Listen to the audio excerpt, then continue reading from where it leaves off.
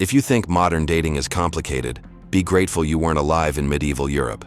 What I'm about to reveal about medieval sexual practices will make you appreciate modern hygiene, birth control, and basic human decency. From wedding night rituals that involved entire communities watching, to contraceptive methods that could literally kill you, to sexual treatments prescribed by medieval doctors that were actually forms of torture. The sex lives of our ancestors were so disturbing that most history books refused to discuss them in detail. This is the uncensored truth about why medieval people had the most disgusting, dangerous, and downright bizarre sex lives in human history. Medieval Europe, roughly 500 to 1500 AD. This was a time when the average person lived to maybe 35, when bathing was considered dangerous to your health, and when the Catholic Church controlled every aspect of daily life, including what happened in the bedroom. But here's what most people don't realize. The Church's obsession with controlling sexuality actually made medieval sex lives more twisted and disturbing than they would have been otherwise. When you tell people that their natural desires are sinful, they don't stop having those desires. They just find increasingly bizarre and unhealthy ways to satisfy them. Add to this the complete lack of medical knowledge, the absence of any concept of hygiene, and social customs that treated women as property rather than people, and you get a perfect storm of sexual practices that were simultaneously repressive and absolutely revolting. What you're about to learn isn't just historical curiosity. It's a window into how ignorance, superstition, and religious extremism can turn one of humanity's most basic drives into something nightmarish. And fair warning, some of these practices were so disturbing that they influenced sexual behavior for centuries afterward. Let's start with what should have been the most romantic night of a medieval person's life, their wedding night. Except in medieval Europe, your wedding night wasn't private, romantic, or even necessarily consensual. First, there was the bedding ceremony. This wasn't just the bride and groom going to their room. It was a public spectacle where the entire wedding party would literally escort the couple to their bed, watch them get undressed, and then stand around making jokes and offering advice while the couple attempted to consummate their marriage. But it gets worse. In many regions, there was something called jus primae noctis, or droit du seigneur, the supposed right of the local lord to sleep with any bride on her wedding night before her husband. While historians debate whether this was actually practiced or just a legal threat, the fact that it existed in law tells you everything you need to know about how medieval society viewed women's bodily autonomy. Even when the couple was finally alone, the experience was often traumatic. Most medieval people received no sexual education whatsoever. Young women were told nothing about what to expect, and young men learned everything they knew from older men who passed down a mixture of folklore, superstition, and outright lies. The church taught that sex was only acceptable for procreation, and even then, only in specific positions and at specific times. The missionary position wasn't called that because missionaries invented it. It was called that because it was the only position the church considered acceptable for Christians. Any other position was considered bestial and sinful. But here's where it gets really disturbing. Medieval medical texts recommended that couples have sex as infrequently as possible, and when they did, it should be quick, silent, and without any pleasure, especially for the woman. Pleasure was considered a sign that you were being tempted by demons. This led to what medieval doctors called marital dysfunction, but their solutions were worse than the problems. Husbands who couldn't perform were given potions made from ground-up animal genitals, human blood, and various herbs that were often poisonous. Women who didn't conceive quickly enough were subjected to treatments that involved inserting various objects and substances into their bodies, treatments that often caused infections, internal injuries, and death. And if a woman did show signs of enjoying sex, she could be accused of witchcraft. The medieval mind couldn't conceive of a woman experiencing pleasure without supernatural intervention, so female orgasm was literally considered evidence of demonic possession. The wedding night often set the tone for the entire marriage, a relationship based on fear, ignorance, and the belief that physical intimacy was inherently shameful and dangerous. If If you think medieval people just accepted having as many children as possible, you'd be wrong. They desperately wanted to control reproduction. They just had no idea how to do it safely. Medieval contraceptive methods were a horrifying combination of superstition, primitive chemistry, and wishful thinking. Women were told to drink potions made from lead, mercury, and arsenic, substances that would either kill them or cause severe poisoning. Others were instructed to insert various objects into their bodies: balls of wool soaked in honey and acacia, crocodile dung mixed with honey, or even small stones. But the most disturbing contraceptive practice was something called womb fumigation. Women would squat over burning herbs and let the smoke enter their bodies, believing this would prevent pregnancy.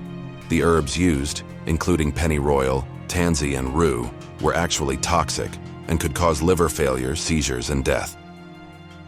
Men weren't exempt from dangerous contraceptive practices. They were told to wear amulets made from weasel testicles, to drink wine mixed with willow bark and beaver testicles, or to tie their left testicle with a string during intercourse. Some medieval texts recommended that men urinate immediately after sex to wash away the seed, a practice that actually increased the risk of urinary tract infections. On the flip side, when couples wanted to increase fertility, the recommended treatments were equally revolting. Women were told to eat the hearts of various animals, to bathe in water mixed with menstrual blood from other women, or to wear necklaces made from human teeth. Men seeking to improve their virility were given even more disgusting remedies. Medieval aphrodisiacs included powdered rhinoceros horn, which was actually just ground-up bone, wine mixed with human semen, and potions made from the blood of executed criminals. One popular recipe called for mixing ground pearls with the powdered heart of a sparrow and the testicles of a rooster, ingredients that cost more than most people earned in a year. But perhaps the most disturbing aspect of medieval sexuality was the belief in sympathetic magic, the idea that you could influence your sex life by performing rituals with objects that resembled sexual organs. This led to practices like women carrying carved wooden phalluses for fertility, men eating foods shaped like female genitalia, and couples performing elaborate rituals involving animal mating behaviors. The medical establishment of the time made everything worse with their treatments for sexual problems. Medieval doctors believed that sexual desire was caused by an imbalance of the four bodily humors: blood, phlegm, yellow bile, and black bile. Their treatments involved bloodletting, purging, and the application of leeches to the genitals. Women who were considered too lustful were subjected to procedures designed to reduce their sexual desire, procedures that often involved burning or cutting sensitive areas. Men who couldn't perform were sometimes subjected to genital massage, with oils that contained irritating substances, causing painful swelling that was mistaken for arousal. The result was a society where people were simultaneously obsessed with and terrified of their own sexuality, leading to practices that were dangerous, painful, and often deadly. Medieval medicine's approach to sexuality was based on a combination of ancient Greek theories, religious doctrine, and complete ignorance of basic anatomy. The results were treatments that were often more harmful than the conditions they were supposed to cure. Medieval doctors believed that women's bodies were essentially defective versions of men's bodies. They thought that female genitalia were just male genitalia that hadn't developed properly due to insufficient heat during conception. This led to treatments designed to correct female anatomy through the application of hot oils, heated stones, and even branding irons. One of the most common sexual problems in medieval times was what they called hysteria in women, a catch-all diagnosis for any behavior that men found inconvenient. The prescribed treatment was pelvic massage, performed by midwives or doctors, often using crude mechanical devices. What they were actually doing was providing sexual stimulation, but they didn't understand this. They thought they were treating a medical condition. Men who suffered from what we would now recognize as erectile dysfunction were subjected to equally bizarre treatments. Medieval doctors believed that impotence was caused by witchcraft, so the treatments often involved exorcism rituals combined with physical procedures. Men were told to wear amulets, to sleep with their heads pointing north, and to avoid looking at ugly women or animals. But the most disturbing aspect of medieval sexual medicine was the treatment of sexually transmitted diseases. Medieval people had no understanding of how diseases spread, so they attributed STDs to moral failings, demonic possession, or astrological influences. The treatment for what they called the burning sickness, likely gonorrhea, involved applying mercury directly to the affected areas, a treatment that caused severe chemical burns and often made the condition worse. Syphilis, which appeared in Europe in the late 15th century, was treated with a combination of mercury, lead, and arsenic, treatments that killed more people than the disease itself. Medieval doctors also believed in something called uterine suffocation, the idea that a woman's uterus could move around inside her body and cause various problems.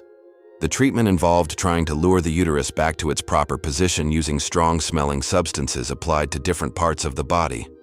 Women were subjected to fumigation with burning feathers, the application of garlic to their genitals, and the insertion of various objects designed to guide the uterus back into place.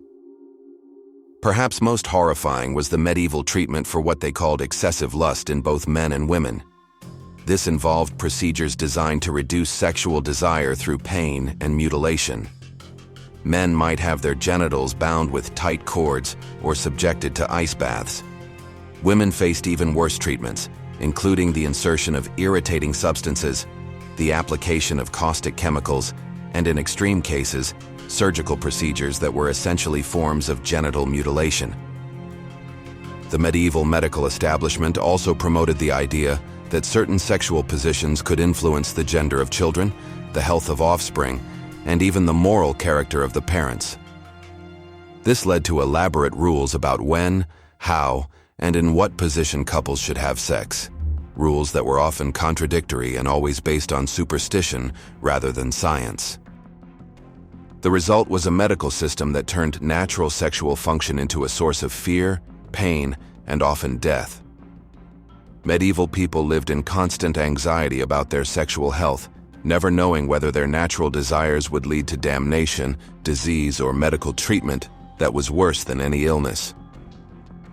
The medieval approach to sexuality wasn't just medically dangerous, it was also a tool of social control that created a system of sexual punishment and public humiliation that affected every aspect of daily life. The church and secular authorities worked together to create what was essentially a surveillance state focused on sexual behavior. Neighbors were encouraged to spy on each other and report any suspicious sexual activity. Couples could be hauled before church courts for having sex at the wrong time of year. Sex was forbidden during Lent, Advent, and numerous other religious periods, in the wrong position, or with too much apparent enjoyment. The punishments for sexual crimes were designed to be as humiliating as possible. People accused of adultery might be forced to walk through town wearing only a sheet, carrying a candle, and confessing their sins to everyone they met. Others were locked in stocks in the town square where passers-by could throw rotten food, human waste, and stones at them. But the most disturbing aspect of medieval sexual control was the treatment of women who were considered sexually deviant. A woman who had sex outside of marriage, who left her husband, or who was even suspected of enjoying sex too much, could be subjected to something called rough music, a ritual where the entire community would gather outside her home, banging pots and pans, shouting insults, and sometimes physically attacking her. In extreme cases, women could be subjected to ducking, being tied to a chair and repeatedly dunked in a river or pond until they nearly drowned. This was considered both punishment and a test of their moral character. If they survived, they were considered reformed. If they drowned, they were considered to have been justly punished by God. Men faced different but equally harsh punishments. A man who couldn't satisfy his wife sexually could be publicly mocked and forced to wear women's clothing. Men who were caught in adultery might be castrated, branded, or forced to pay enormous fines that could bankrupt their families. The medieval period also saw the rise of what historians call sexual terrorism, the use of sexual violence and humiliation as tools of political and social control. Rape was often used as a weapon of war, but it was also used to punish women who stepped outside their prescribed social roles. A woman who spoke out against authority, who refused an arranged marriage, or who showed too much independence could find herself the victim of organized sexual assault that was tacitly approved by the community. Perhaps most disturbing was the medieval practice of charivari, ritualized community harassment of couples whose relationships didn't conform to social norms. This could include couples with large age differences, second marriages, or marriages between people of different social classes. The community would gather outside the couple's home for days or weeks, making noise, shouting insults, and sometimes breaking into the house to physically assault the couple. The psychological impact of living under this system of sexual surveillance and punishment cannot be overstated. Medieval people lived in constant fear that their most intimate moments would be judged, reported, and punished by their community. This created a culture of sexual shame and repression that affected not just individual relationships, but the entire social fabric of medieval society. The result was a society where natural human sexuality was twisted into something fearful, shameful, and dangerous. A society where the most basic human intimacy was subject to community approval, and where deviation from narrow sexual norms could result in social ostracism, physical punishment, or even death. The medieval approach to sexuality shows us what happens when ignorance, superstition, and authoritarian control combine to regulate the most basic aspects of human nature. The result wasn't a more moral society. It was a society where natural desires were twisted into something shameful and dangerous, where medical ignorance led to treatments that were worse than any disease, and where social control created a system of sexual terrorism that affected everyone. It's important to remember that the people living through this weren't inherently different from us. They were dealing with the same basic human needs and desires that we have today.